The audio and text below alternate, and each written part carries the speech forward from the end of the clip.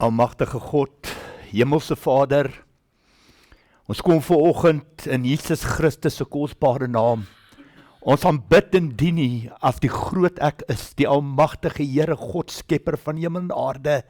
Jakobus 4:8 sê die woord nader tot God en hy sal tot jou nader.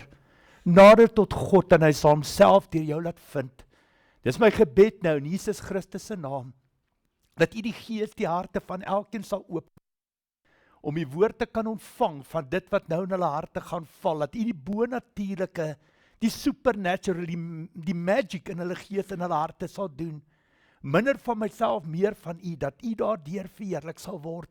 Ek bid ook nou en vra vir 'n wag voor my mond, dat U my tong sal knoop volgens Psalms 141 vers 3, dat dit wat nou uit my mond uit gaan spoel, dat dit van die Heilige Gees af sal kom, en dat U almagtige hemelse God en Vader, bo alles daardeur verheerlik word, deur elke tree wat ek gee, elke woord wat ek spreek, waar ek gaan, waar U my ook al stuur, dat U daardeur verheerlik sal word.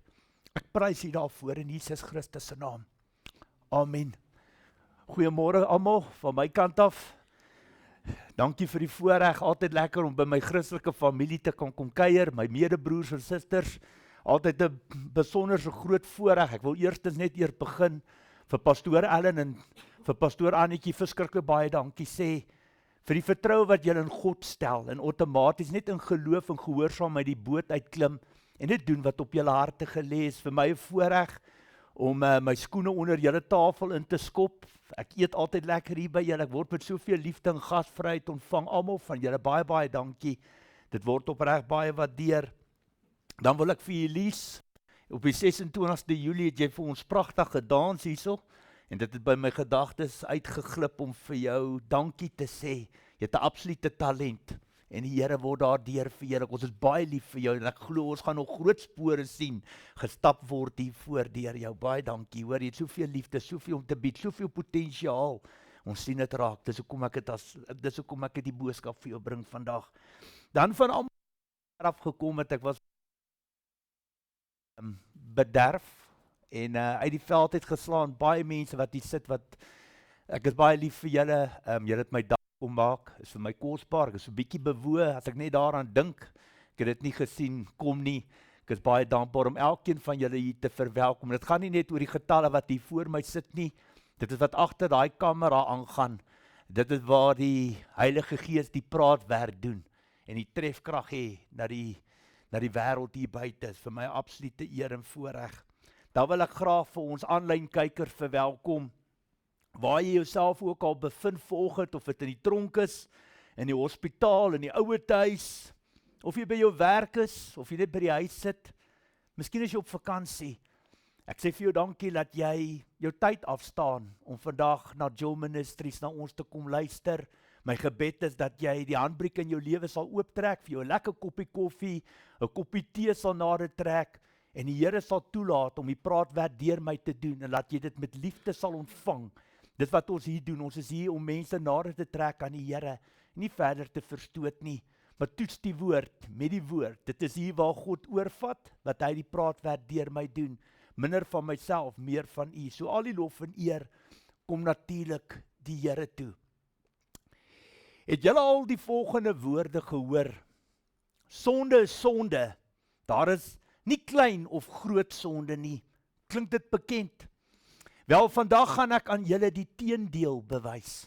God het op my hart gelê om die verskillende sondes aan julle te verduidelik.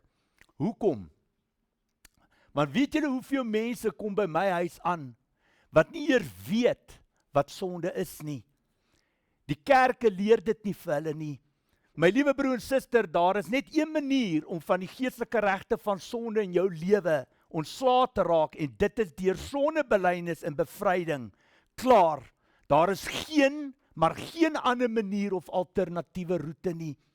Lewe en dood is in die mag van die tong. Ja, God doen nog steeds wonderwerke. Ons is nie hier om sy hande vas te bind, of limite of perke te stel aan sy grootheid en almag nie. Maar ons moet hou by die voorskrifte bepalings van die egte suiwer evangelie van God, wat Jesus Christus ons kom leer het. As ek en die Here jou nie op jou knie kan bring nie, sal die Satan dit wel vir jou doen. Alles net 'n kwessie van tyd. Die woord sê, God is heilig, ons moet ook heilig lewe. Wat is heiligheid? Die woord heilig beteken hoofsaaklik afgesonder, aan God gewy en rein. Dit beskryf iets of iemand wat apart gehou word vir 'n spesiale godsdienstige doel en vry is van sonde en of onreinheid. Hebreërs 12 vers 14 gee die Here vir julle: beywer julle vir vrede met alle mense, as ook vir 'n heilige lewe, waarsonder niemand die Here sal sien nie. Met God se Heilige Gees binne jou, net die volgende: God wil nie saam met jou hoereer nie. God wil nie saam met jou moord pleeg nie. God wil nie saam met jou steel nie. God wil nie saam met jou afgodsdiens beoefen nie. God wil nie saam met jou verkrag, molesteer of betas nie. God wil nie saam met jou dronk word nie. God wil nie saam met jou skinder vervloek of sleg sê nie. God wil nie saam met jou ander bevolkingsgroepe of mense haat nie. So kan ek aangaan vir ure. Kyk na jouself. Hoe staan jou sake met die Here Jesus Christus? Jesus het gekom vir die siekes, vir die sondaars, om te red wat verlore is. Hy het nie gekom vir mense wat volgens hulle eie persoonlike siening van hulle self klaar, gesond en perfek is nie. God help mense wat wil gehelp word. Baie belangrik. Ons is almal onperfekte mense wat 'n perfekte God aanbid en dien. Swakkelinge, sondaars, nietig en klein. Maar daagliks moet dit vir ons 'n strewe, 'n passie wees om geregtigheid en heiligheid voor God te lewe. Vir God is gehoorsaamheid belangriker as offers. En nog iets. 'n mens se liggaam bestaan uit 'n siel, gees en 'n vlees uit. Daar's 'n massiewe groot verskil tussen sondebelydenis en bevryding. Dit is twee verskillende dinge. Met sondebelydenis werk ons met die sonde in vlees. Met bevryding werk ons met die geestelike reg en die geestelike krag agter die sonde in gees. Baie belangrik, die woord sê 2 Korintiërs 7 vers 1. Geliefdes, hierdie beloftes is ook vir ons. Laat ons dan reinig van alles wat liggaam, dit is vlees, en gees verontreinig, en ons in gehoorsaamheid aan God volkome aan hom toewy. Daar's 'n vleeslike wêreld, en dan is daar 'n geestelike wêreld rondom ons. Ons moet goed en reg kan onderskei. Ons moet altyd met wysheid kan praat en optree. Dit is ook een van die grootste redes hoekom onderskeiding van gees, een van die 9 gawes van die gees is volgens 1 Korintiërs 12 vers 1 tot 11. Ons het ons geestelike gawes verniet ontvang. Ons moet dit verniet kan uitdeel ook. Nou kom ons begin by sonde nommer 1 wat die Here aan my kom openbaar het. En dit is hoogmoed. Hoogmoed is die eindresultaat van Satan en sy derde van die engele wat uit die hemel uitgewerp is. Hoekom is hulle uitgewerp? Omdat hulle in opstand en hoogmoed teenoor God gekom het. Hulle wou nie onder God se gesag knie gebuig het nie. En vandag gee God vir jou hierdie Bybel. En hierdie is jou fondament, riglyn en kompas om die ewige lewe te kan behaal. As God sê nee, dan sê die wêreld jy mag maar. Daar waar jy doen wat die wêreld sê, noem 'n mens dit hoogmoed. In hierdie Bybel sal jy al die riglyne en formule kry wat God van jou verwag om die ewige lewe te kan ontvang. Dit gaan nie oor wat Koert sê nie, dit is wat hierdie boek sê. Die woord is deur die egte suiwer evangelie, die Heilige Gees geïnspireer. So baie belangrik, dit is vir God 'n baie belangrike punt om aan julle te openbaar, dis hoogmoed. Vir God is gehoorsaamheid belangriker as offers. En ons moet getrou en gehoorsaam wees, nie wat mense sê nie, nie wat jou eie ek sê of wat Satan sê nie, maar wat hierdie Bybel vir jou sê, dis jou fondament, riglyn en kompas om die ewige lewe te kan ontvang. Dan kyk ons na die tweede sonde wat die Here op my hart kom lê, baie belangrik. En dit is lastering teen die Heilige Gees. Die woord sê Matteus 12, 31 en 32, daarom sê ek vir julle, elke sonde en lastering kan die mense vergewe word, maar die lastering teen die Heilige Gees kan nie vergewe word nie. As iemand iets teen die seun van die mens sê, kan dit hom vergewe word. Maar as iemand iets teen die Heilige Gees sê, kan dit hom nie vergewe word nie, nie in hierdie bedeling nie, en ook in die toekomstige bedeling nie. Hoe groot is God se genade? Hierdie sonde was een van die grootste lewenslesse wat ek in my bedieningswerk vir die Here geleer het. God het my op 'n stadium stuur die Here my na die Vrystaat toe, om die waarheid sê, nog nader aan die waarheid is Sasolburg. En daar was 'n man en 'n vrou wat besig was om te skei, het die mooiste 2 kinders gehad, 'n seun en 'n dogtertjie. En die Here het my na daai persoon toe gestuur om bevryding te ontvang, het op my pad gekom. Ek het in getrouheid en gehoorsaamheid daarna toe gery. En ek het 10 minute daar gesit, ons was besig met bevryding. En terwyl ek met God in my gees en my hart, weet, in my gees praat met die Here, in my gees het ek bevryding op hierdie persoon gedoen. En hierdie persoon het letterlik openlik vir God gevloek en gelaster en bespot en 'n absolute grap gemaak van dit wat ons daar doen. En terwyl hy God vloek en laster, toe vra ek vir die Here in my gees, die ou is gone. Ek gaan die bevryding los. Dis nie meer die moeite werd. Die Bybel sê, enige son vergewe behalwe as jy die Heilige Gees laster.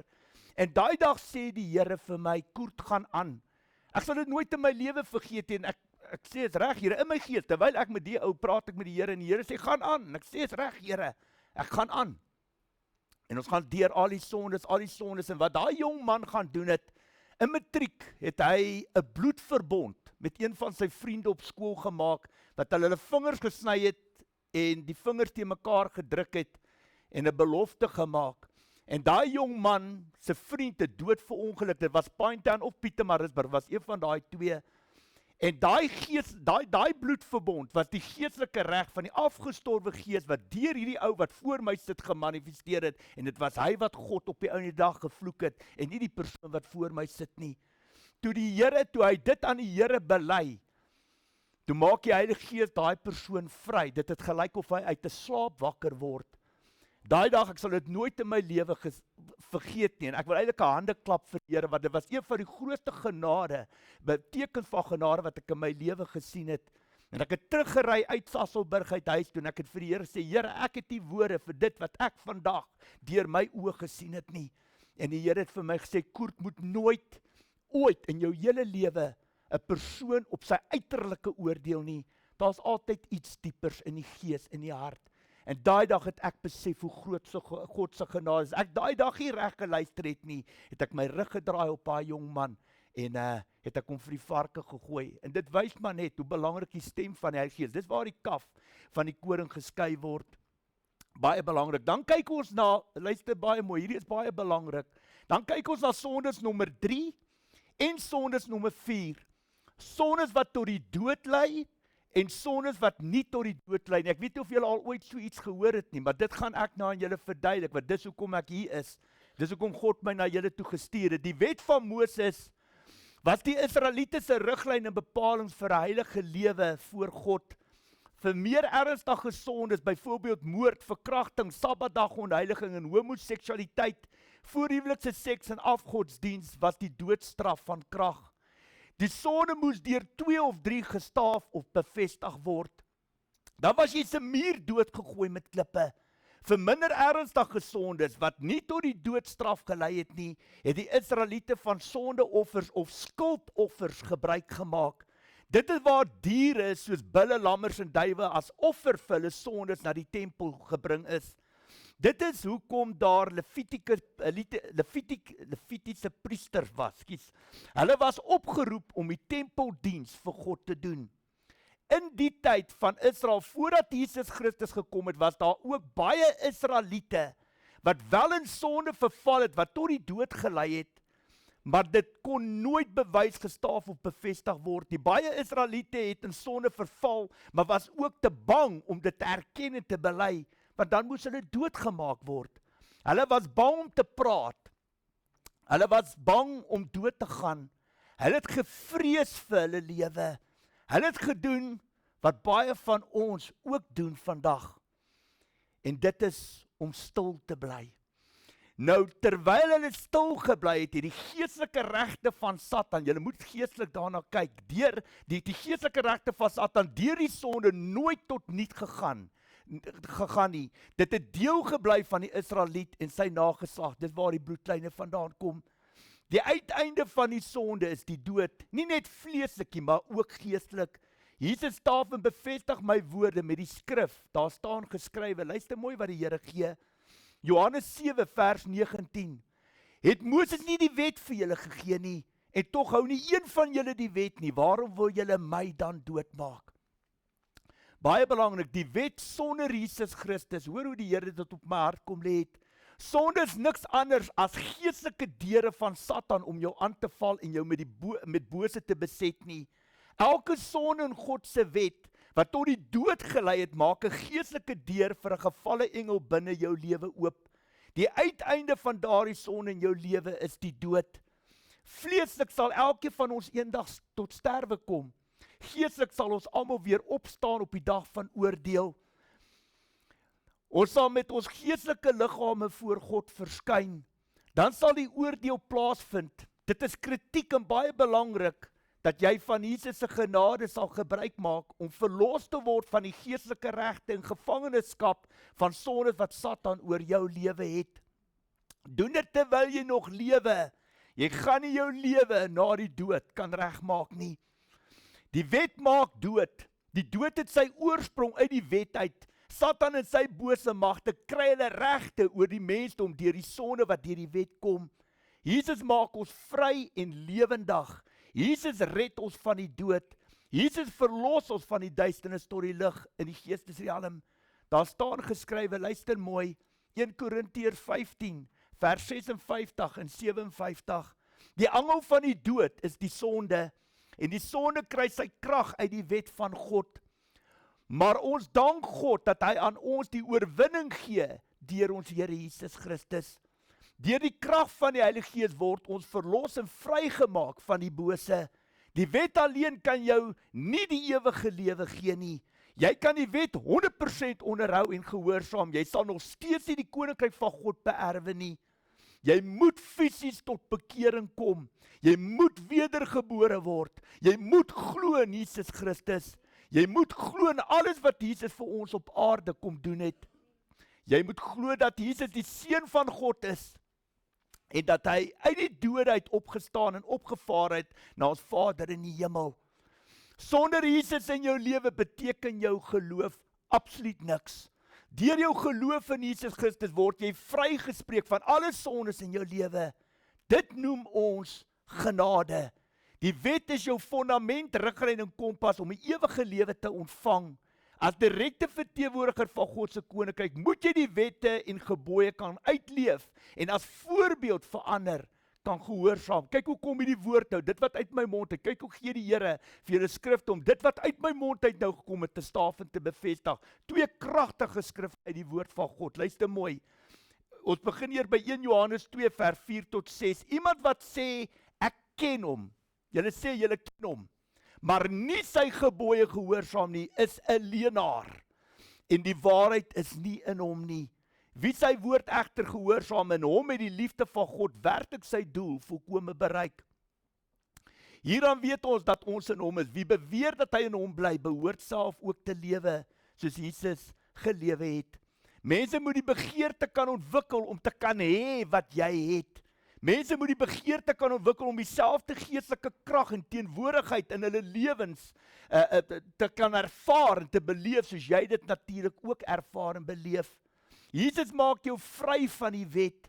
Jesus verlos jou van die bose gevangenskap van Satan. Maar om verlos te word, moet jy ten minste jou sondes kan erken, kan bely en daarvan afstand doen. Dit is hoekom bekering en reiniging en heiligmaking so belangrik is. Bewys dan jou bekering, bewys jou bekering met dade wat by jou bekering pas. 'n Boom word as sy vrugte uitgeken. 'n Goeie boom kan nie slegte vrugte dra, 'n slegte boom ook nie goeie vrugte nie. Jy kry 2 tipe sondes in God se wet. Luister nou mooi, dit is baie belangrik, die Here dit baie sterk op my hart kom lê. Eerstens was daar sondes in God se wet wat nie tot die dood toe gelei het nie. Dit is hoekom die sondeoffers, die skuldoffers daar was. Dit is hoekom die priester daar was, Met offer van diere het mense hulle sondes bely en betaal voor die Here. So dit was sonde wat nie tot die dood toegelei het nie. Tweedens was daar sekere sondes in God se wet wat tot die dood gelei het. Ek noem dit doodstrafsondes. As 'n persoon die sonde gedoen het en 2 of 3 getuies het dit gestaaf en bevestig, het hulle jou doodgegooi met klippe. Jy het se muur jou lewe verloor. Daar was geen genade nie. Baie belangrik. Dit is hoekom Jesus later die geestelike lam vir ons geword het, wat aan die kruis vir ons sondes geslag is.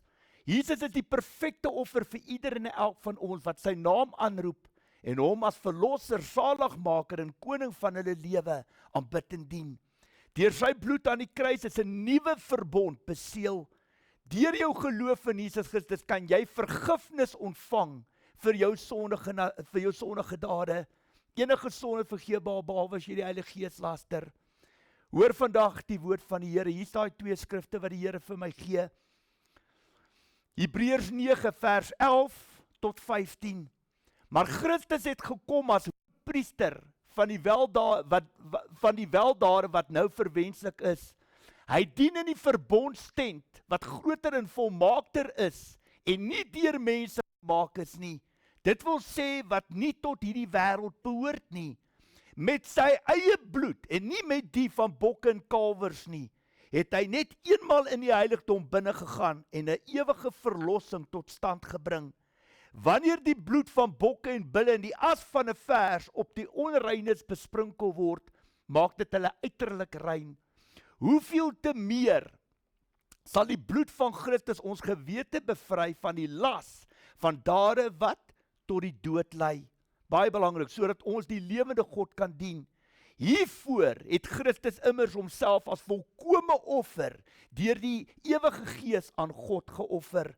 Daarom is hy ook die middelaar van die nuwe verbond. Nou luister mooi, sy dood, Jesus se dood, het plaasgevind om mense te verlos van die oortredinge wat onder die eerste verbond begaan is. Sonde wat gedoen is onder die eerste verbond. Dis hoekom Jesus kom om jou verlosse vry te maak, juis van daai sonde wat onder die eerste verbond begaan is, sodat die wat geroep is, die beloofde ewige erfenis kan ontvang. Daar's krag in die naam van Jesus Christus. Nie net vleeslik nie, maar geestelik. Onthou, jy moet geestelik en vleeslik kan kyk na sonde. Agter elke sonde wat tot die dood lei, daai doodstrafsondes, is daar 'n geestelike krag van duisternis, van die bose wat daarmee gepaard gaan. Alles geestelik. Dit is daar waar jy geestelik vasgevang en vasgedraai word en die geestelike ketting van Satan en sy bose koninkryk. Volgens die woord, Jesaja 42:7, Lukas 4:18-19 en Jesaja 61 vers 1 en 2. Nog 'n skrif, dit is die tweede skrifgie wat die Here gee vir julle om mooi te luister. Hoe bring die Here skeiding tussen sonde wat tot die dood lei en sonde wat nie tot die dood lei nie? 1 Johannes 5 vers 14 tot 17. En nou kan ons met vrymoedigheid na God gaan, omdat hy ons gebede verhoor, as ons enigiets volgens sy wil vra. En aangesien ons weet dat hy ons gebede verhoor, as ons iets sou vra, weet ons ook dat ons kry wat ons van hom vra. As iemand sy broer, luister baie mooi, as iemand sy broer sonde sien doen, wat nie tot die dood lei nie, moet hy bid en God sal die broer die ewige lewe gee. Dis sonde wat nie tot die dood toe lei nie. Wat nie tot die dood. Dit geld die wat sonde doen wat nie tot die dood lei nie. Daar is sonde wat tot die dood lei. Daarvoor sê ek nie dat hy moet bid nie. Alle ongeregtigheid is sonde, maar daar is sonde wat nie tot die dood toe lei nie. Dit is baie duidelik, luister mooi. Dit is baie duidelik in God se woord. Dat daar sondes is wat tot die dood lei en sonde wat nie tot die dood lei nie. 'n Mens se liggaam bestaan uit 'n siel, gees en 'n vlees uit. Jy moet geestelik en vleeslik kan kyk na sonde. Dit is waar lig en duisternis geskei word. By God is jy reg op weg. Daar's geen middelweg nie. In die geval van sondes wat nie tot die dood lei nie, dien dit as 'n geestelike reg of 'n geestelike deur vir Satan om jou geestelik aan te val. In die geval van sonde wat tot die dood lei, of beter bekend as die doodstrafsondes, dien dit as 'n geestelike reg vir Satan, nie net om jou aan te val nie, maar om fisies, geestelik, binne jou siel, geestesareas te kom bly of te kom woon. Dit is waar duisternis, sonde, Satan deel van jou liggaam word, geestelik. Baie van julle wat sit vandag, sê vir my, julle glo in die Heilige Gees, kan julle die Heilige Gees sien? Nee, julle kan nie. Nou net so kom Satan ook na julle toe. Die grootste fout wat ons mense doen, ons kyk alles vleeslik, ons sien nie deur God se oë die geestelike aspek raak nie, en dit waar Satan partytjie hou in ons lewens, nie net in Suid-Afrika, maar die hele wêreld. Dit is asof ons glo in dit wat ons glo, ja, maar dit is asof ons dit mis, of ons dit nie uitleef, ons sien nie die ware vyand, vir wie en wat hy werklik is nie. Die Here gee vir my 4 of 5 voorbeelde van sondes wat nie tot die dood toe lei nie. Die Here wil dit vir julle gee, dat julle verstaan waar kom ek vandaan, en hoe die Here die Bybel vir my oopbreek. Voorbeelde van sonde wat nie tot die dood toe lei nie. Jy mag nie loop en skinder nie. Jy mag nie jou medemens se lewe in gevaar stel nie. Ek is die Here. Die Here gee daar Eksodus 23:1 en Levitikus 19 vers 16. Nog 'n voorbeeld. Julle mag nie heidense rougebruike navolg deur hare voor die ore en die wangbaard te knip of deur snye of tatoeëermerke op julle liggame te maak nie. Ek is die Here. Levitikus 19 vers 27 tot 28. As jy 'n tattoo op jou gesit het, het hulle jou nie doodgegooi met klippe nie. Maar as jy deur God se oë kyk, is dit 'n geestelike deur, 'n geestelike reg vir Satan om jou aan te val. As jy geestelik daarna kyk. Kom ons gaan aan.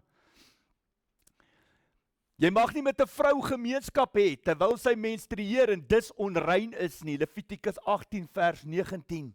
Jy mag nie jou naaste uitbuit en hom beroof nie. Jy mag nie 'n dagloner, is iemand wat vrywillige dagloner wat vir jou werk, sy loon terughou tot die volgende dag. Levitikus 19 vers 13. Dis maar net voorbeelde wat die Here, wat hy wil hê, julle moet kan onderskei. Julle sal nou sien, ons gaan nou na die belangrike sondes toe gaan. En dan die volgende ene, julle moet my voorskrifte gehoorsaam, moenie verskillende soorte diere kruis, of verskillende soort saad in een land saai, of 'n kledingstuk van verskillende soorte materiaal dra nie. Levitikus 19 vers 19. Dis hoekom 1 Johannes 5 vers 14 tot 17 vir geestelike leiers soos ons, soos pastoor Allen, die reg gee om te bid vir ons medebroers en susters, dat die Here hulle sal vergewe vir sondes wat nie tot die dood toe lei nie. Maar daarvoor het Jesus ook gesterf, dis hoekom die lam is wat vir ons geslag is. Neem ook kennis dat Jesus alle kos in Markus 7 vers 18 en 19 rein verklaar het. Enige verslawingsgeeste, luister mooi, enige verslawingsgeeste van sonde soos pornografie, dobbel, rook, drank, dwelmspille, coke, koffie, chocolate, wat 'n verslawing jy ook al is, val onder hierdie kategorie van sondes wat nie tot die dood toe lei nie. Dis hoekom dit baie belangrik is dat jy deur die Heilige Gees gelei word en optree soos die Here jou lei. Een persoon rook miskien, een persoon drink miskien, hierdie een kyk pornografie, hierdie een dobbel, maar die ander ene drink te veel koffie, die ander een is verslaaf van coke, die ander een eet te veel chocolates. Dit is alles verslaaf, dit is alles met 'n te, in elk geval nie goed vir die liggaam nie. Ons liggame is die tempel van God. Ons moet kyk na ons liggame. So ons moet laat die Heilige Gees ons lei, veral met my bevrydings, dit wat ek vir die Here ook doen, is verslawingsgeeste wat die Here my laat werk in daai kanale. My persoonlike ervaring dat enige verslawingsgees is net 'n sytak van 'n groot wortelprobleem in 'n persoon se lewe, maar daarvoor word jy gelei deur die Heilige Gees, soos die Here mense op jou pad bring. Dan kyk ons na sondes in God se wet wat wel tot die dood gelei. Dis waar dit nou interessant raak. Dit is hierdie sondes, luister baie mooi, waarop ek in my bediening gefokus is. Dit is ook hierdie sondes wat op Matteus 12 vers 43 tot 45 van toepassing is. Dit is hoe die Heilige Gees my kom leer het. Onthou God se woorde aan my, net voor ek verder aangaan. Matteus 12 vers 43 tot 45 waar hy, as jy bevryding ontvang het, die demoon verlaat jou en jy gaan weer terug na die braaksel toe, jy gaan terug na die sonde, kom daai demoon terug en hy bring 7 slegter saam met hom. Op die einde van die dag is jy slegter daaraan toe as aan die begin. So sal dit gaan met die slegte mense van vandag, sodat julle weet waar kom daai skrif vandaan. Dis hierdie sondes van die wet wat ons nou gaan hanteer. Julle gaan sien hoe gaan dit op almal van ons van toepassing. En dis hoekom die Heilige Gees dit op my hart gelê het om dit te kom oopbreek sodat julle kan hoor. God is besig om die Bybel, die Ou en die Nuwe Testament aan julle oop te breek en te sien hoe kom hierdie tipe dinge by mekaar uit. Onthou God se woorde aan my. Kurt, wat sien jy as sonde? Wat sien ander mense as sonde? Wat sien ek as sonde? Kyk hoe kom die Ou Testament. en die Nuwe Testament bymekaar uit. Kyk geestelik en vleeslik daarna.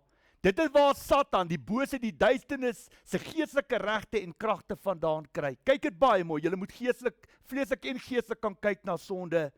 Kyk saam met my na die volgende sondes, daar's 35 van hulle. As jy tans in hierdie sondes lewe, of selfs gelewe het, kort jy geestelike bevryding. Deur die krag van die Heilige Gees, deur die bloed van die Lam en deur jou geloof in Jesus Christus, is daar geestelike verlossingskrag in die kosbare naam van ons Here Jesus Christus. God kan jou vrymaak. As jy iets openbaar word, het van die duisternis tot die lig gebring, en die magte van die duisternis sal die lig nooit kan uitdof nie. Sonde nommer 1. Enige een wat nie luister en sodoende die priester en die regter wat diens lewer in die heiligdom van die Here met minagting behandel nie. Deuteronomium 17 vers 12. Hoe baie van julle wat hier sit, hoe baie van julle wat vandag na my luister aanlyn, hou daarvan om julle monde uit te spoel oor God se geestelike leiers, sy kinders, sy gesalfdes wat in kerk en gemeente staan. Baie van hulle geroep en bemagtig, ja, baie van hulle nie geroep en bemagtig nie, maar die oordeelstraf en vergelding kom God toe as regter van die heelal. En daar waar jy jou mond uitspoel, daar waar jy slegs sê skinder en verneder en jou rug op hulle draai, is daar 'n God wat luister wat jy sê. En daar's 'n duiwel wat jou aankla in God se troonkamer vir ongehoorsaamheid. En dis hoe vinnig jy jouself kan bind geestelik sonder dat jy dit weet. Net deur een slegte skinder vervloekingswoord van byvoorbeeld pastoor Aaron of Annetjie te praat.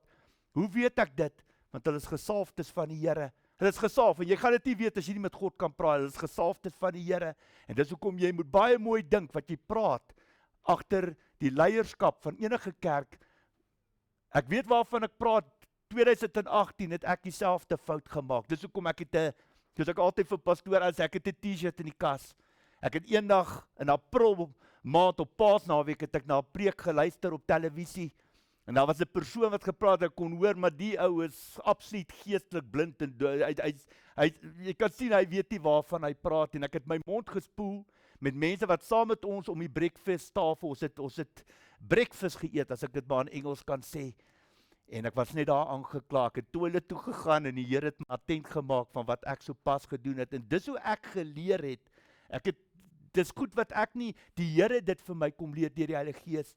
En ek moes teruggaan, om die tafel gesit en verantwoordelikheid by almal wat daar gesit het.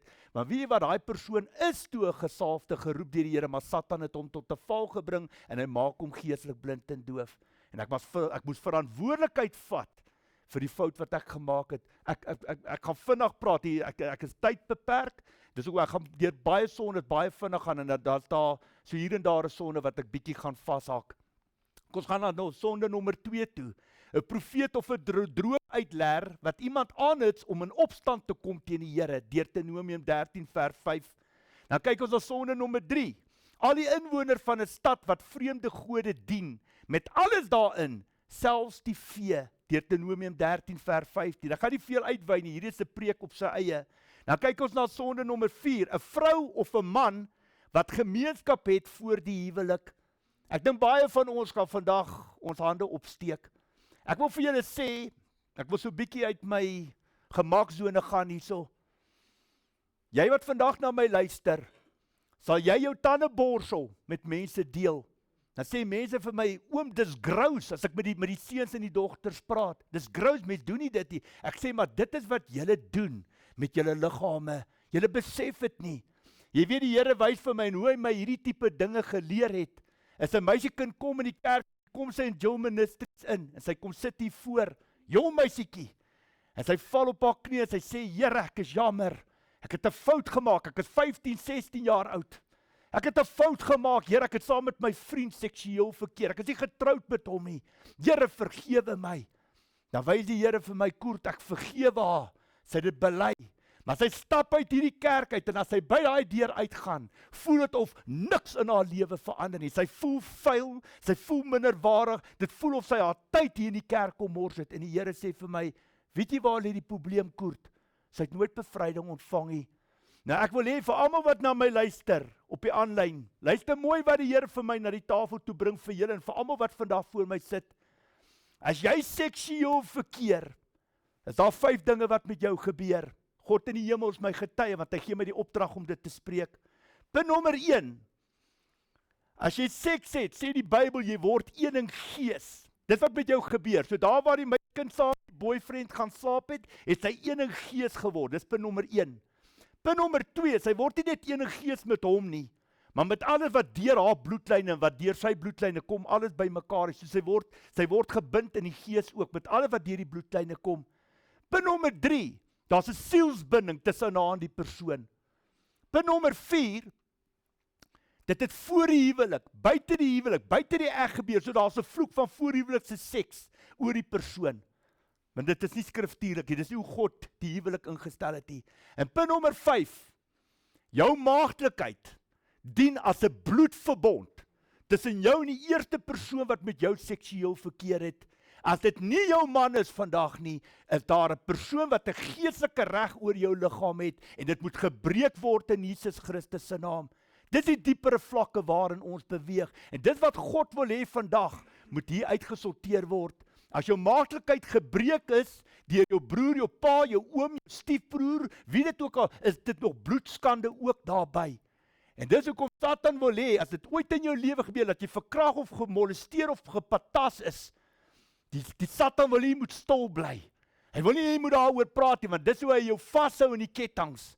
Maar daar's 'n almagtige God en 'n koning Jesus Christus wat sy lewe opgeoffer het om jou vry te maak. Al wat jy moet doen, moet net uit die boot uit klim. God sal die res doen. So ja, dis hoekom lewe en dood is in die mag van die tong. Ek werk met baie vrouens wat verkragt is. Ons het baie geestelike reg en krag in ons woorde. En die Here kan jou binne sekondes verlos en vry maak. So baie belangrik, neem notisie, knoop dit aan, wat seksuele probleme is baie diep. Baie van ons wat by baie mense geslaap het, seks met baie seuns en dogters, as jy deur God se oë vandag na jou lewe kyk, lyk jou lewe soos 'n server, soos die IT's praat, met 'n klomp internetkoneksies. Dis hoe jou lewe lyk, as jy in jou lewe by baie seuns en dogters, of mans, vrouens, wat ook al, geslaap het. En dit wat belangrik is, nee, jy moet dit geestelik, God wil julle hê, julle moet vleis eet in julle geloof, nie melk, hy wil julle dieper vat, hy wil hê julle moet deur sy oë na hierdie situasie kyk, want dit hou jou vas. En daai regte, as dit nie jou man is nie, gee dit vir Satan regte in jou huwelik in. En dan sit jy met vroue dele probleme, en 'n vrou wat koud is, wat dag en nag is daar probleme in jou huwelik. Dit is Satan wat kom partytjie hou. En hy geniet homself, want daar's geestelike regte. En die Here wil hê ons moet die wapens van lig opneem. Die grootste krag is deur sondeblyns en bevryding. Om nie net vleeslik, maar geestelik bevry te word van daai sondes. Nie een van ons kan 'n klip optel vandag nie. Ons almal het foute gemaak. Ek gaan nie te lank vashou nie. As jy makro toe gaan, elke meiskind, elke jong seun, elke jong dogter wat vandag na my luister, as jy makro toe gaan, en jy gaan koop vir jou fiets, gaan jy nie uit makro uitry met daai fiets nie voor jy vir daai fiets betaal het nie. En so werk dit met God se koninkryk ook. Almal wat aanlyn na my kyk, dis hoe dit in God se koninkryk werk. By God is jy reg of weg. Die poort na die hemel is dun en smal, min mense gaan daarin. Maar die poort wat na die hemel toe gaan is dun en smal, min mense gaan daar, maar die poort wat na die hel toe gaan is groot en breed, baie mense gaan daarin. Dit waar hoogmoed inkom. God sê nee, en hierdie wêreld waarin ons lewe sê, gaan gooi kole, jy's meer as welkom. Glo net in Jesus Christus, jy gaan hemel toe. En sonder dat jy dit weet, bind jy jouself. Jy's geestelik siek, waar daar 'n absolute wolk van duisternis en vervloek oor jou lewe hang. Die geestelike wêreld is baie diep. En dit waar die Heilige Gees ons lei. Ek wil nie te lank op hierdie sonde hamer nie. Kom ons gaan aan. Sonde nommer 5. Iemand se broer, vrou, seun, dogter of boesemvriend wat hom wil verlei om ander gode te dien. Deuteronomium 13 vers 9. En daar die Here baie sterk op my hart kom lê om vrymesselaars, broederbonders, satanisme, oproep van voorvader geeste rituele, enige vorm van okkulte of valse gelowe te openbaar. Jy sal sien in hierdie 35 sondes hoe baie is daar gemik op valse gelowe en afgodsaanbidding. Jy gaan vir God in jou lewe nie so dien nie. Kom ons gaan aan. Sonde nommer 6, man, vrou, 'n man of 'n vrou wat son, maan of ander hemelliggame aanbid, Deuteronomium 17 vers 5, dit is maar meer oor die Islam geloof. Dan sonde nommer 7, 'n profeet wat hom aanmatig, luister baie mooi, baie van julle wat hier sit, luister, daar's 'n rede hoekom God hierdie goed vir julle gee. 'n Profeet wat hom aanmatig om iets in die naam van die Here te sê, en ek wil amper sê iets in die Here se naam te doen, sonder wat God hom beveel het om dit te sê of te doen. Deuteronomium 18 vers 20. Het ek vandag vir julle sê, sien julle hoe siek is ons kerke? Satan het ons kerke kom infiltreer deur mense wat daar voor staan wat nie deur God gesalf en geroep is nie. Jy moet die gesag en autoriteit van God uit die hemele uitkry. Ek het nie gevra wat ek doen, ek was 'n transporter van beroep. My eie besigheid al, ek het nie gevra vir dit nie, maar dit het op my pad gekom. En dis hoekom ek altyd gesê, ek sal nooit in my lewe hier voor staan, as God my die opdrag gee nie. En dis hoekom, hierdie is die 3de boodskap, wat ek bevoorreg is om in Joel Ministries te gee. Ek het die opdrag om hier te staan. En dit is God wat die praatwerk deur my doen. Dit is baie belangrik, as jy hier voor wil staan, moet jy die bevestiging uit die hemel uit hê, dat God jou geroep het vir wat jy hier doen. My salwing, Jesaja 42, dit waarop ek geroep is.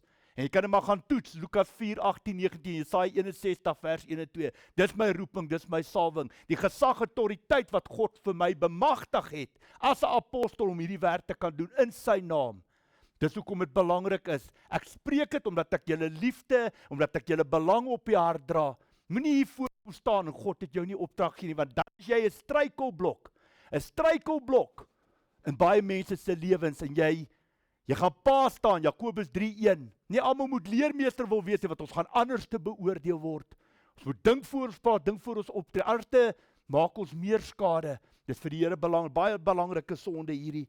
Dan sonde nommer 8, iemand wat kwaadwillig meineed pleeg, valse getuienis lewer, Eksodus 20 vers 16. Sonde nommer 19, 'n opstandige vir ongehoorsame seun, Deuteronomium 21 vers 18 tot 21. Sonde nommer 10 en 11 handel oor verkrachting. Ek gaan nie nou veel uitbrei daaroor nie. Want dit is 'n preek op sy eie. Sonde 12, iemand wat sy broer of mede-Israeliet, kind van die Here, ontvoer en as slaaf verkoop. Ons het gesien wat met Gert van Rooyen gebeur het. En hoe het daai klein kindertjies, hulle het hulle nooit gekry nie. Maar hy gaan pa staan. Hier's 'n sonde, voorbeeld in God. Hierdie sonde, as jy dit gedoen het, en 2 of 3 getuies stawe bevestig, het hulle jou doodgegooi met klippe. So geestelik het hy 'n saad van duisternis en vervloeking oor hulle oopgemaak toe hulle hierdie daad gedoen het. So hy gaan voor God rekenskap gee en pa staan. Op die einde van die dag het Satan hom gebruik as 'n vesting om sy fout werk te doen. Dit is wat outomaties gebeur, Deuteronomium 24 vers 7. Dan kyk ons na sonde nommer 13. Iemand wat homoseksualiteit beoefen, Levitikus 18 vers 22 en Levitikus 20 vers 13. Daar's baie ander voorbeelde ook in die Bybel. Ek wil dit hard en duidelik vandag sê, vir elkeen wat aan my aanlyn luister, God het die sondaar lief. Hy het jou lief. Jy's welkom hierso. Maar hy haat die sonde. So outomaties moet jy sonde erken, bely en gedistansieer. Deur die krag van die Heilige Gees, deur die bloed van hom, deur die geloof in Jesus Christus, sal die Here die geestelike wortelprobleme van daai sonde, van daai gevalle engel, van daai boosheid in jou, siel en geestesarea, sal die Here aan ons openbaar. God het die foute gemaak toe hy jou geskaap het, die Satan wat partytjie en die vader van die leuen het kom kuier. En dis waar die stem van die Heilige Gees 'n massiewe groot rol speel. God het ons almal baie lief en hy het ons almal as beeld van God geskape, maar God is gees, ons moet God te gees en 'n waarheid aanbid en dien. En die Here wil hê ons moet geestelik deur sy oë na alles kyk, want 'n boom word aan sy vrugte uitgeken. As ek sê ek glo in Jesus Christus en ek lewe die teenoorgestelde van wat hierdie boek vir my sê dit vir my, jy's in absolute opstand en hoogmoed teenoor God. En jy wil vir God vertel, hoe wil hy lewe, hoe wil jy lewe, en hy moet nou maar by jou kom pas, kom aanpas. God is lief vir jou, dis hoekom hy my laat praat vandag, omdat hy lief is vir jou, en omdat nie ons deur ons eie krag, maar deur die krag van die Heilige Gees kan die Here jou verlos en vry maak. Die Here is baie lief, maar hy haat die sonde. Jy gaan vir God in jou lewe nooit met sonde behaag nie. Kom ons gaan aan. Dan die volgende sonde nommer 14, enige een wat geeste oproep en mense besweer Levitikus 20 vers 27, ons weet, veral onder die swart bevolkingsgroepe, hulle roep geeste op, wat in elk geval niks anders as satanisme is. Dit is nie ons werk om mense wat gesterf het, weer terug op te roep, lewendig te maak. Dit is nie, ons het nie daai gesag, autoriteit nie, ons is nie God nie. Kom ons gaan verder aan. Sonde nommer 15, mans of vrouens wat egbreek pleeg. Julle het my gehoor wat ek gesê het op my Vadersdag boodskap in hierdie einste kerk, het ek voor julle almal verantwoordelikheid gevat. As jy belofte gemaak het teenoor God, teenoor jouself en jou eggenoot, en jy gaan kuier rond, jy's miskien nie uitgevang nie, maar Satan het jou raak gesien en God het jou raak gesien, en dit is waar dwaasheid vandaan kom, wat jy geestelik blind en doof is, en nie besef daar's 'n God wat jou dophou nie. En as jy egbreek pleeg, is dit 'n sonde wat tot die dood lei. Jy maak siel en gees se deur oop vir Satan, om deel van jou siel en geestes areas te word. En my raad aan jou sal wees om met 'n absolute krag terug te beweeg na die Here toe. Vir jouself kan jy lieg, vir ander mense kan jy lieg. Jy gaan in jou lewe nooit vir God lieg nie. Nooit nie. Kom ons gaan verder aan. Dan natuurlik, vir ons wat geestelike leiers is, wat die werk van die Here doen, hier kom hierdie sonde in. Die van julle wat kinders het, daar's hy, ek het ook kinders. Hoor wat sê die Here hierso, baie spesiale sonde.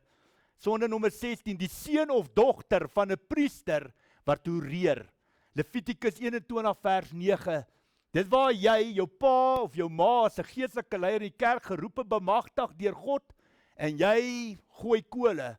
Buite die erf, buite die slaap jy rond en jy doen alles wat verkeerd is, outomaties kom die sonde deel van jou lewe, omdat jy die Here se naam in oneer bring, omdat jy die geestelike leiers in jou lewe in oneer bring. Dit geld vir elke geestelike leier, selfs vir my ook, geld vir my kinders ook.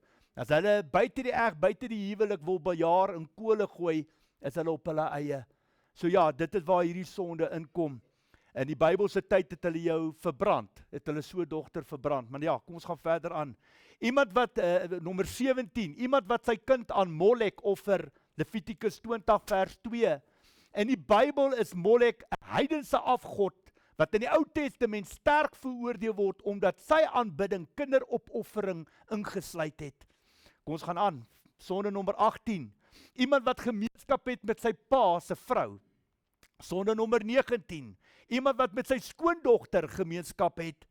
Sonde nommer 20, wanneer iemand met 'n ma en haar dogter trou, moet al drie doodgemaak word, Levitikus 20 vers 14. Sonde nommer 21, iemand wat die naam van die Here oneerbiedig gebruik, dis wanneer jy laster, Levitikus 24 vers 16. Dan sonde nommer 22, iemand wat moord pleeg, Levitikus 24 vers 17, en daar die Here my laat inbring om in die kerk te openbaar, oorlog, aborsie, genade dood en moord. Baie belangrik, onthou selfmoord is die enigste sonde waarvoor jy nie self om verskoning kan vra nie. Die woord sê jy mag nie moord pleeg nie, wie gryp na die swaard sal val deur die swaard. En daar's heel duidelik baie mense wat nie dit verstaan nie. Kom ons gaan verder aan, sonde nommer 23.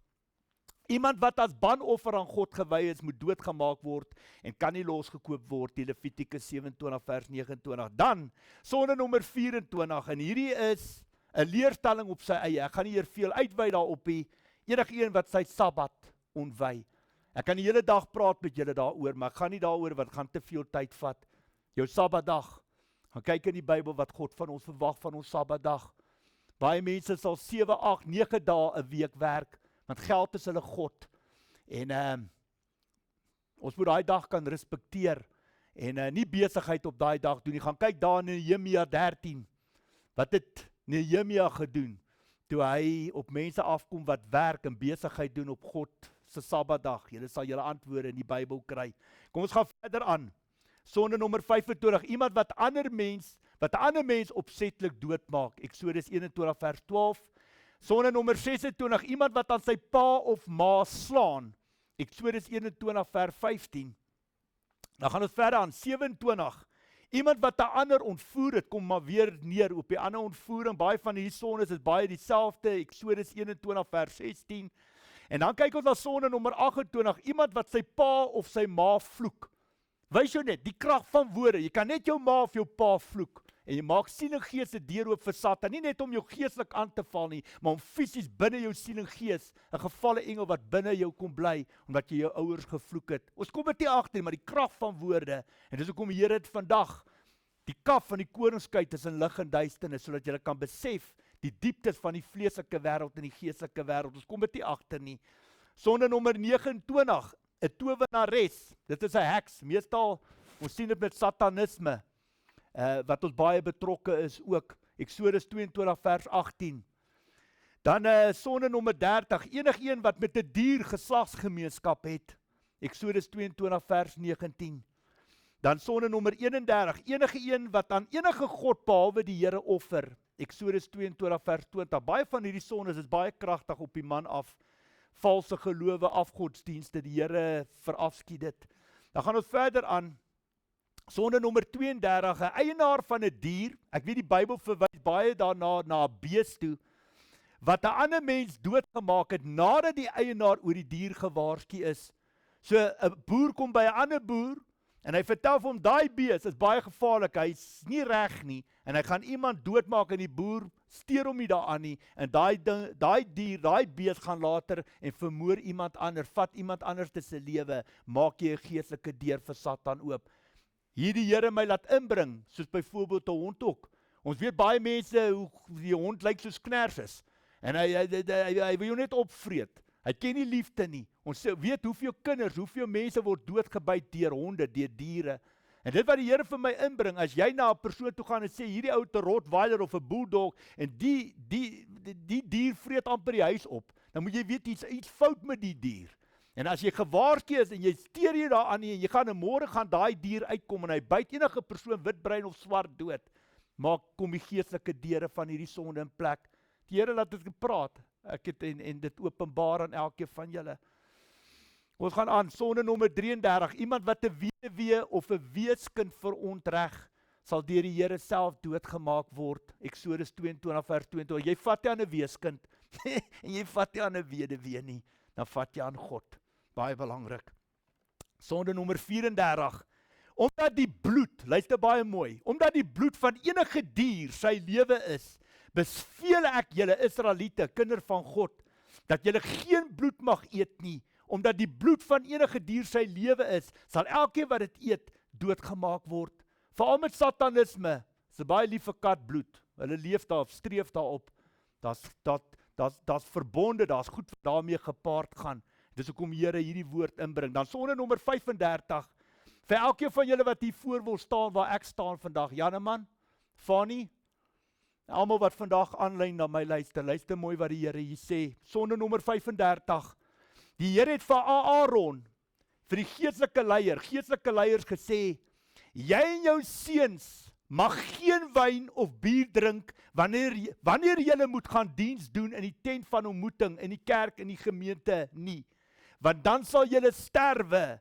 Dit is 'n vaste voorskrif, ook vir julle nageslag. Julle moet al die voorskrifte van die Here, wat die Here deur Moses aan julle gegee het, vir die Israeliete leer, vir die kinders van die Here leer. Levitikus 10, vers 8, vers 9 en vers 11. Dis baie, jy kan nie dronk hier voorkom staan, of onder die invloed, die werk van die Here hier kom doen. Hierdie is 'n heilige werk, dit kom met baie groot verantwoordelikheid. Baie belangrik, dit druk dit op my hart om dit met julle te deel, juis omdat pastoor Allen julle vandag ingesalf het, geseën het vanoggend. Dan kyk ons na sonde nommer 5, ek is amper klaar.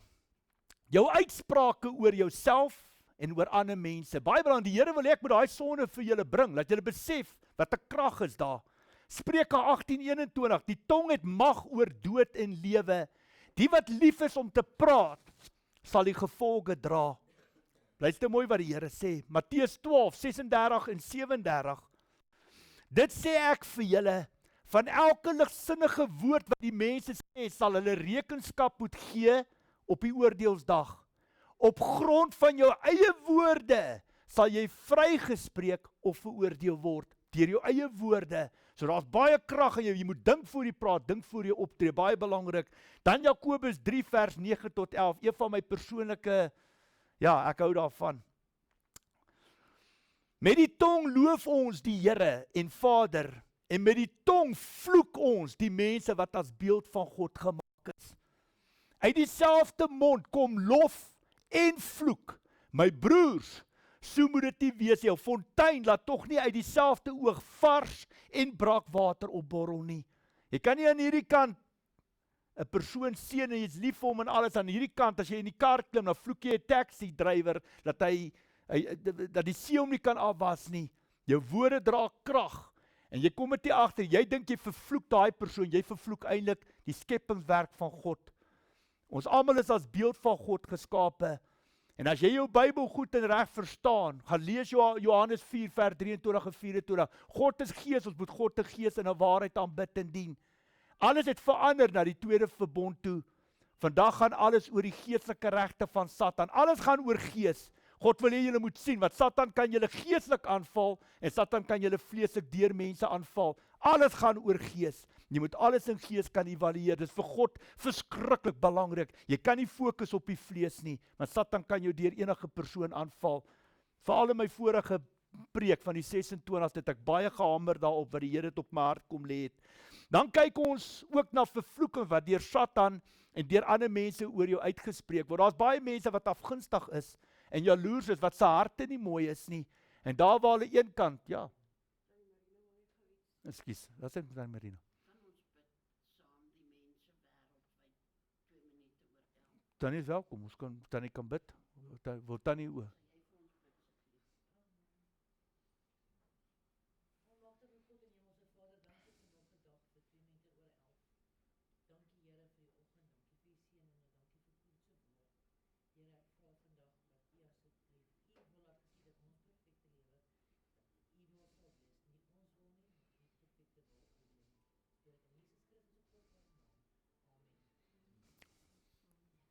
Ons is diensbaar en bruikbaar vir die Here. Ek is bly as die Here dit op Tannie se hart geset het, ons doen dit met liefde en danksegging.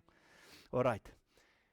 Baie mense is afgunstig en jaloers, en baie mense vervloek ons, sonder dat ons dit weet. Glo my, ek weet wat die krag van vervloeking is. Daai einste persoon, wat ek hanteer, wat daai tyd vir God so gelaster gevloek het, terwyl ek bevryding op daai man doen, het die demoon deur hom, vir my vervloek, wat hy gesê het, jy gaan 2 of 3 blokke hier ry, dan gaan jy dood vir ongeluk by daai roubord, en ek het dit afgeknip in Jesus, Satan sê, bly stil Satan, ga weg van my af, want die woord sê, die Here jou God moet jy aanbid en hom alleen dien. Die woord sê, mag die Here jou God nie op die proef stel nie.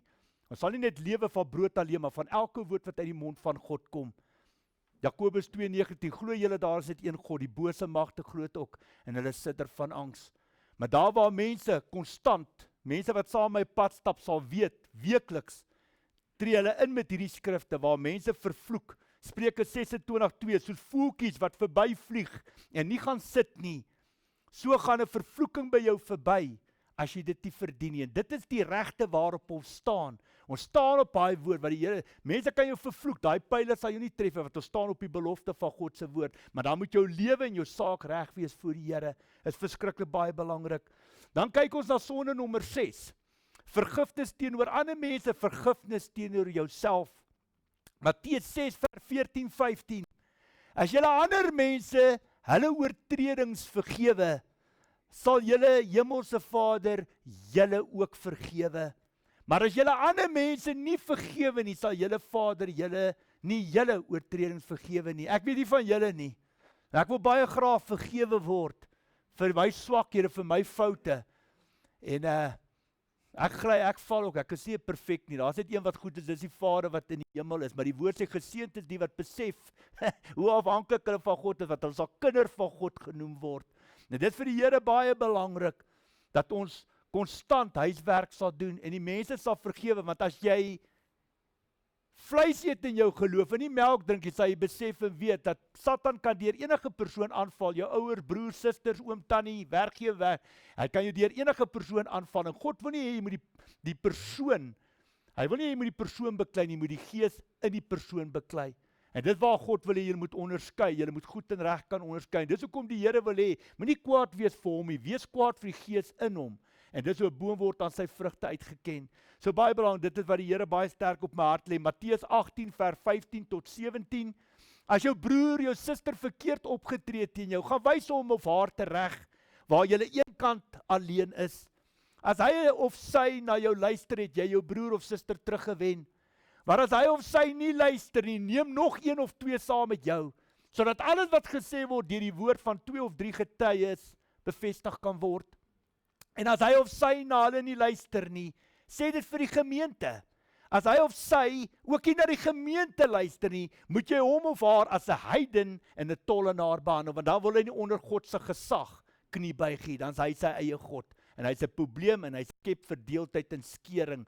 En ja, dit is soos 'n vrot appel tussen 'n klomp appels, hy bederf alles en almal. Kom ons gaan verder aan Matteus 18 vers 21 en 22.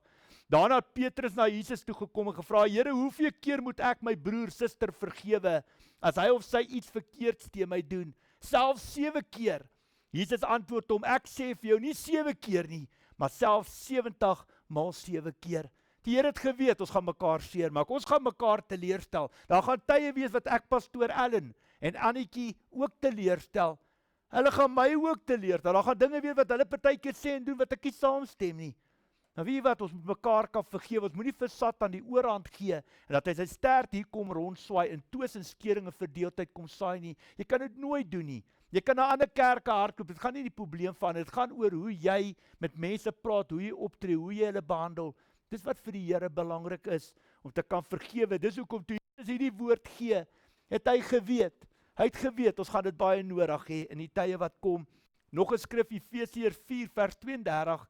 Wees goedgesind en hartlik teenoor mekaar en vergewe mekaar soos God julle ook in Christus vergewe het.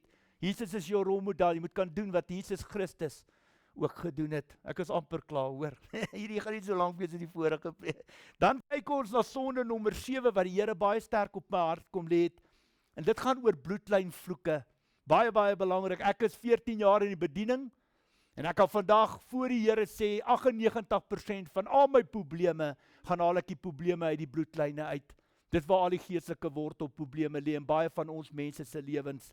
Daar staan geskrywe, Psalms 51 vers 7, ek was al skuldig toe ek gebore is, met sonde belaaid toe my moeder swanger geword het, so ons word in sonde gebore. Dan lees ek Eksodus 20 vers 2 tot 6, die Here wil hê ek moet die 33:53 vertaling lees. Ek is die Here jou God, wat jou uit Egipte land, uit die slawehuis uitgelei het. Jy mag geen ander gode voor my aangesig hê nie. Jy mag vir jou geen gesneede beeld of enige gelykenis maak van wat bo in die hemel is, of van wat onder op die aarde is, of van wat in die waters onder die aarde is nie. Jy mag jou voor hulle nie neerbuig en hulle nie dien nie, want ek, die Here jou God, is 'n jaloerse God, wat die misdaad van die vaders besoek aan die kinders, aan die 3de en die 4de geslag van die wat my haat. En ek bewys my barmhartigheid aan die duisende, maar ek bewys my barmhartigheid aan duisende van die wat my liefhet en my gebooie onderhou. En my gebooie onderhou. En my gebooie onderhou. Kyk hoe lyk dit hier buite. Ons mense lewe of hierdie goed nie bestaan nie. Ons gaan aan. Nog 'n skrif wat die Here vir my, Eksodus 20 vers 2 tot 6, ek gaan dit nou lees uit die 1983 vertaling. Hoor hoe kom hierdie woord by mekaar, knoop julle harte. Ek is die Here jou God, wat jou uit Egipte, uit die plek van slawerny bevry het. Jy mag naas my geen ander gode hê nie. Luister mooi. Jy mag nie vir jou 'n beeld of enige afbeelding maak van wat in die hemel daarbo of op die aarde hieronder of in die water onder die aarde is nie. Jy mag hulle nie vereer of dien nie, want ek, die Here jou God, eis onverdeelde trou aan my. Ek reken kinders die sondes van hulle vaders toe, selfs tot in die 3de en 4de geslag van die wat my haat. Maar ek betoon my liefde tot aan die 1000ste geslag van die wat my liefhet en my gebooie gehoorsaam. En my gebooie gehoorsaam. En my gebooie gehoorsaam. Ek wil net hierdie handbriek net gou hier optrek. Billy, ons is hierdie jaar, is ons in 'n verkiesingsjaar, is ek reg? Baie van ons mense gaan na daai politieke stembusse toe. En ons gaan stem vir mense, vir politieke partye, omdat hulle dieselfde taal as jy praat, en dieselfde velkleur as jy is. Dis hoe ons mense gaan stem. Maar weet jy wat? Die Here wys vir my, enige demokratiese party, politieke party, enige demokratiese stelsel is 'n vervalle stelsel. Hier sê die Here, hierdie demokratiese stelsel wil hulle die hemelse God gelykstel met aardse gode. Dit waaroor demokrasie gaan. Nou luister mooi wat ek vir julle sê, en almal wat vandag na my luister deur hierdie videokamera, deur die aanlyn, jy gaan vir God in jou hele lewe nooit ooit so dien nie. Nooit, vergeet dit. Gaan lees Deuteronomium 28. Gaan kyk wanneer seën God 'n land en wanneer vervloek God 'n land. Dan gaan kyk julle, dan sit julle daai boek op Suid-Afrika neer. Alles gaan oor menseregte, oor politiek, en hulle wil die hemelse God gelykstel met aard. Dit waaroor demokrasie, wat almal het regte. Elke geloof, elke diktom en herrie kan maak in die land net wat hulle wil. En ons het God uitgeskuif. Hier sê God, hy's onverdeelde trou aan ons. Hy's 'n jaloerse God. En ons loop oop oë, gaan ondersteun ons mense wat teen God se woord is. Hulle keer abortus toe. Hulle keer homoseksualiteit toe. Al die gelowe, almal is welkom. Ek kan vandag vir julle sê, dit waar die grootste fout in ons land lê. Ons gaan moet terugbeweeg na 'n politieke stelsel waar daar een God aanbid. Ek weet nie of hy ou wit pien pers of swart is nie. Ons moet een God aanbid. Ons moet onder daai vaande, onder daai huis inbeweeg. Dit is vir die Here baie belangrik. Ek moes dit inbring, die Here het op my hart kom lê het. Ek is amper klaar. Ek is hier op die einde nou.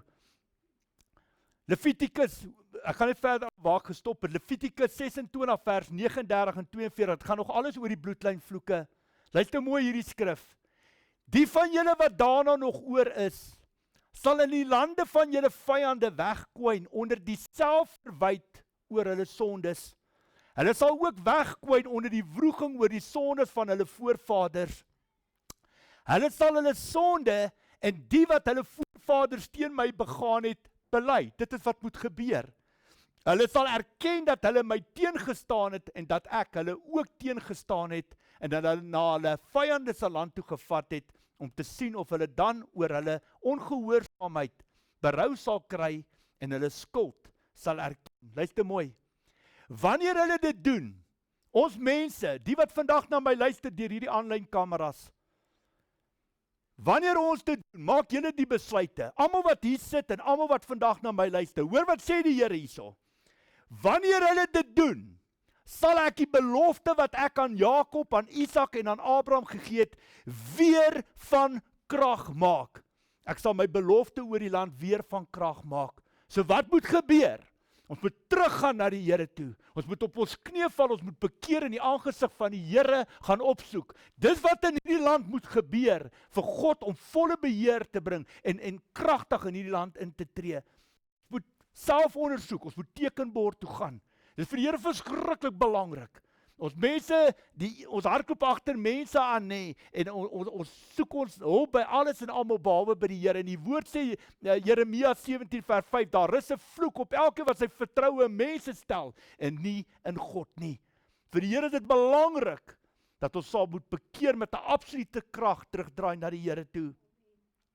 Hoor vandag die woord van die Here, daar staan geskrywe, Matteus 22 vers 36 tot 40. Meneer vra hy, wat is die grootste gebod in die wet? Jesus antwoord hom, jy moet die Here jou God lief hê met jou hele hart, met jou hele siel en met jou hele verstand.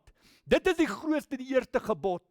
En die tweede wat hiermee gelyk staan, so die eerste gebod is nie belangriker as die tweede, hulle staan gelyk. En die tweede wat hiermee gelyk staan, jy moet jou naaste, jou medemens lief hê soos jouself. En hierdie twee gebooie is die hele wet en die profete saamgevat. Baie van ons voorgeslagte het betrokke geraak, luister mooi, baie van ons voorgeslagte het betrokke geraak by oorlog, by moord, selfmoord, hoerery, bloedskande, okkulte, afgodsdienste soos vrymesselary, broederbonders, ossewa brandwagte, roundtables en die oproep van voorvadergeeste rituele. Baie het betrokke geraak by dwaalleer soos Jehova getuienis in die Rooms-Katolieke kerke.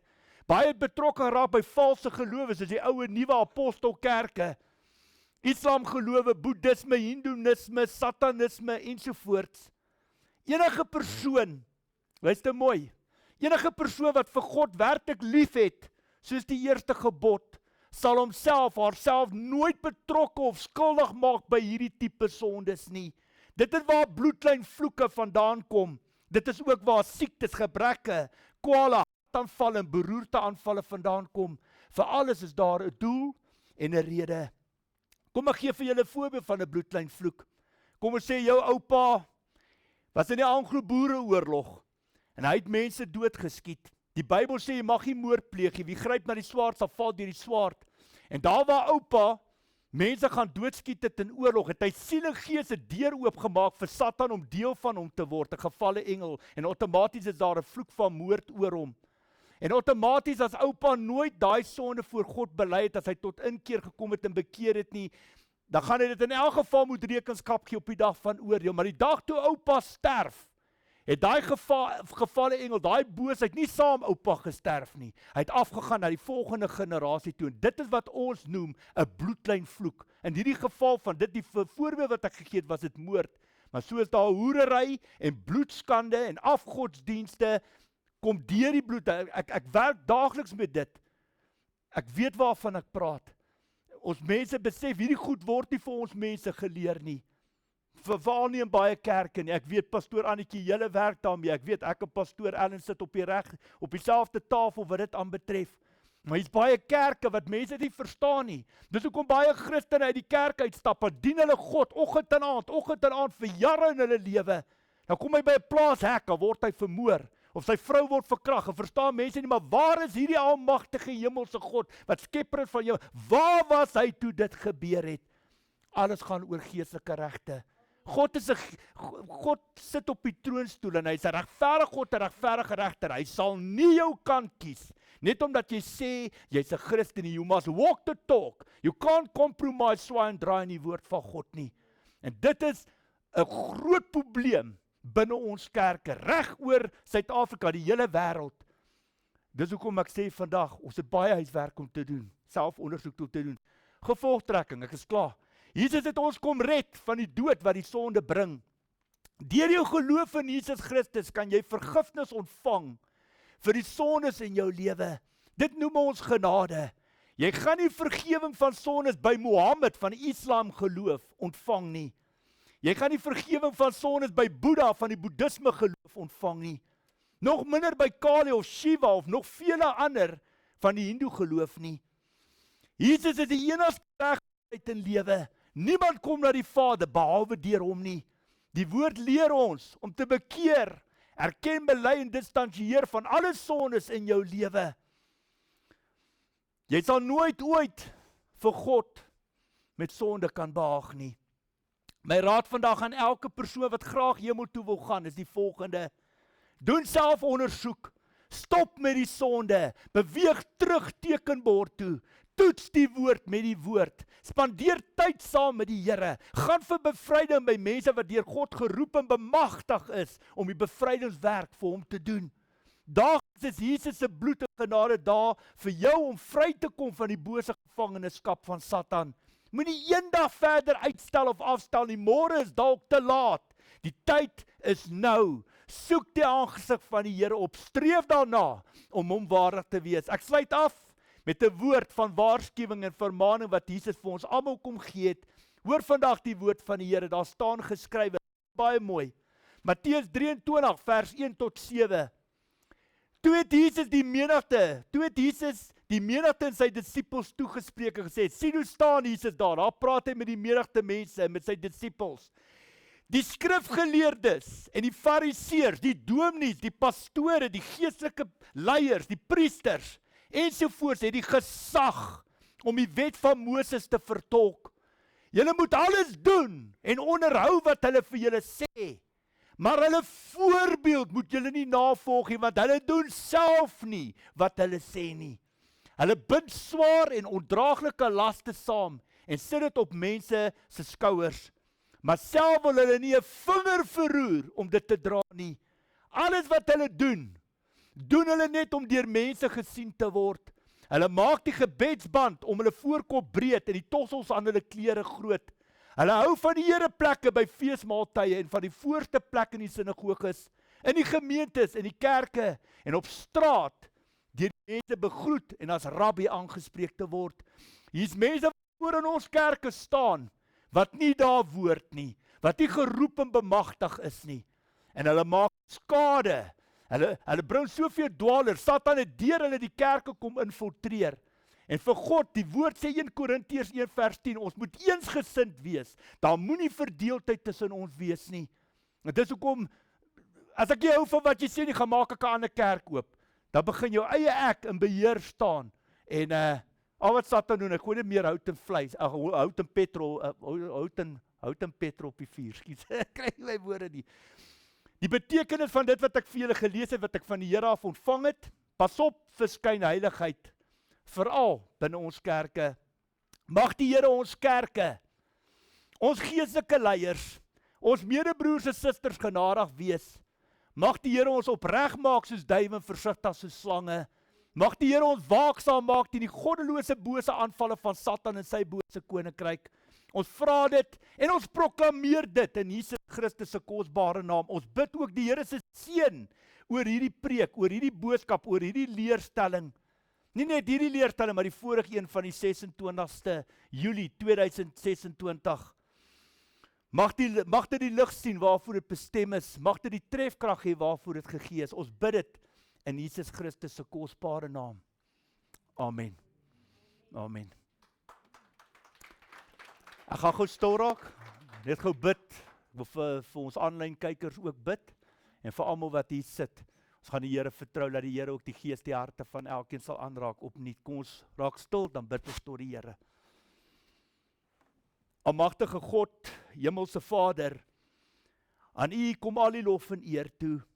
Here, dit is my gebed vandag, dat ek bid dat die saad wat geval het in die gees en die harte van soveel mense wat vandag vir my geluister het, nie net die Christelike familie wat ek sien voor my nie, maar selfs die wat aanlyn na my luister, dat U deur die krag van die Heilige Gees sal intree in hulle harte ontvanklik sal maak, dat hierdie saad wat geval het, ja Here, dat U dit sal vorm en maak soos U wil hê, hulle opnuut, Here, terug sal roep na die tekenbord toe, dat hulle self ondersoek gaan doen. My gebed wil so ver gaan vandag voor U, dat Here, as dit wat ek vandag gesê het, en ook die 26ste Julie 2026 op hierdie platform, as dit uit myself uitgekom het, dit het nie van die Heilige Gees afgekom het, die bid ek dat daar absoluut niks van sal kom, dat dit so skaf in die wind sal wegwaai.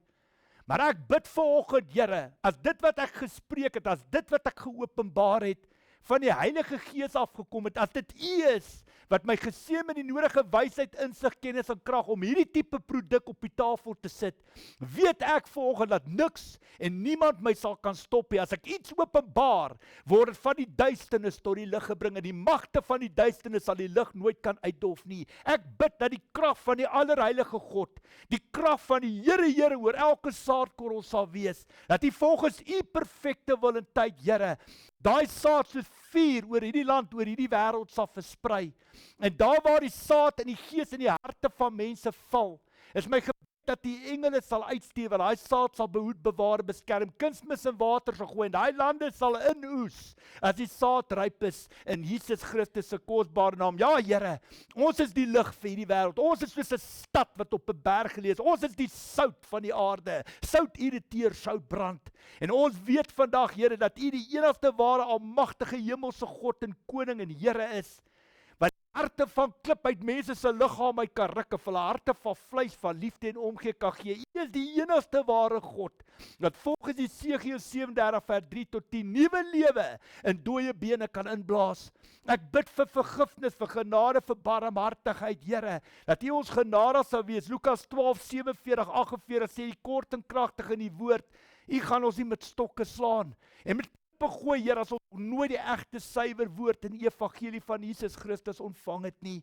Here, ek weet, U kan enige persoon, wit, bruin en swart, wat vandag voor my sit, en self die wat aanlyn luister, U het die mag om enige persoon, wit, bruin en swart, net soos Paulus in die boek Handelinge te verander, tot voordeel van U koninkryk. U vat 'n man soos Paulus, en binne 3 dae gaan maak U hom een van die grootste apostels in die Bybel. Here, wat kan U vir enige een van hierdie mense doen?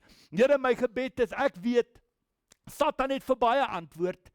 Hy het vir baie antwoord, maar hy het nie 'n antwoord vir God se genade. En vir die oorwinning wat Jesus aan die kruis oor hom en sy hele bose koninkryk oor die dood behaal het. Aan die kruis het Jesus uitgeroep, dit is volbring. Dit is volbring, vir my die grootste woord in die hele Bybel, dit is volbring, en ek staan op daai woord, ek maak dit myne, en ek gee absoluut geen eer en erkenning aan 'n vyand wat klaar verslaan. Om die waarheid sê, gee U ons die mag om op slange en skorpioene te trap. U gee ons die mag om bose magte uit te dryf. 2 Petrus 3:9, U staan U beloftes uit. U wil graag hê dat almal bekeer en dat niemand verlore gaan nie.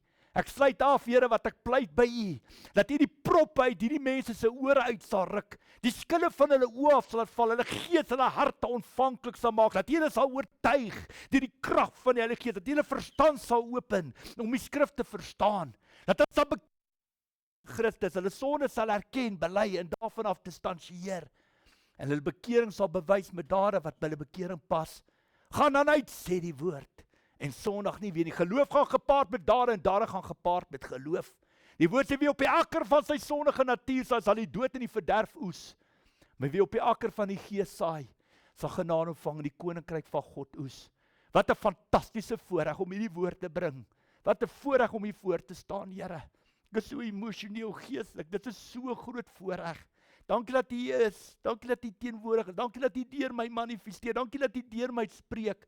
Vat U beheer oor hierdie saad. Ek weet U is en U was nog altyd verheerlik. Ek bid U seën oor Joe Ministries, oor hulle lidmate. Here, oor hulle kerkleiers, Here, die wat voorstap, dat hulle gaan lekker rus. Dat hulle gaan nuwe krag ontvang, dat U hulle geestelike vlees sal versterk. En dat die mense wat die steunpilare in hulle lewens het, Here, die koers sal hou, Here, sal doen wat U op hulle harte lê, en dat U daardeur verheerlik sal word. Seën hulle, bless hulle, versterk hulle, maak hulle paai, hulle weë gelyk. Alles tot lof en eer van U koninkryk. Ek prys U daarvoor. En dankie, Here, dat U altyd my gebede verhoor. Johannes 9 vers 31. U verhoor die gebed van 'n sondaar nie. U verhoor die gebed van 'n regverdige. En daarvoor prys ek U heilige naam in Jesus Christus se naam. Amen.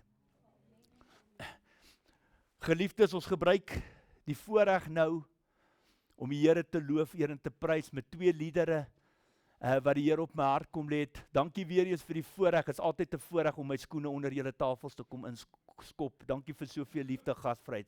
Dit word opreg waardeer. Baie dankie. Steven, Fanny,